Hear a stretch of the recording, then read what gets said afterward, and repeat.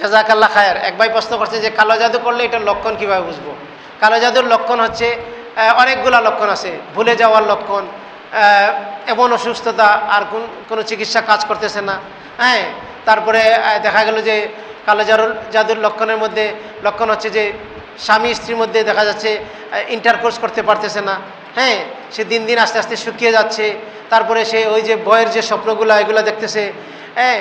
তারপরে বিভিন্ন শারীরিক সমস্যা, ইবাদত বন্দেগীতে সমস্যা, এগুলো সব হচ্ছে কালো জাদুর লক্ষণ, হ্যাঁ। তারপরে বেশি যদি মৃত্যুর জন্য মানে মারার জন্য যদি জাদু করে তাহলে দেখা যাবে শুকিয়ে যাচ্ছে অথবা সে রক্তবমি হচ্ছে। এগুলো হচ্ছে মৃত্যুর মানে তাকে মেরে ফেলার জন্য জাদু করছে। রাসূল সাল্লাল্লাহু আলাইহি সাল্লাম যেটা করতেন যে তিনি কোনো কাজ করছেন মনে হয়তো এটা করেন নাই, ভুলে যাইতেন।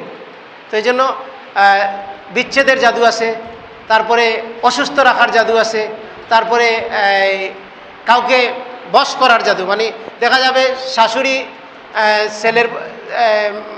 ছেলের বউকে জাদু করছে, জাদু করার পরে এখন ছেলের বউ শাশুড়ির কথার বাইরে যায় না, ছেলেকে জাদু করছে, ছেলে মায়ের কথার বাইরে যায় না, ভাইকে জাদু করছে, ভাইয়ের কথার বাইরে আর যায় না।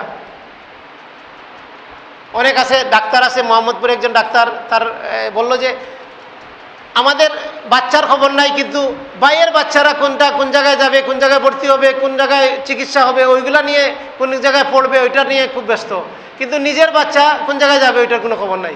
তো এটা স্পষ্ট জাদুর লক্ষণ। এইভাবে জাদুর লক্ষণগুলো পাবেন, এগুলো বই পড়লে আরও বিস্তারিত জানতে পারবেন।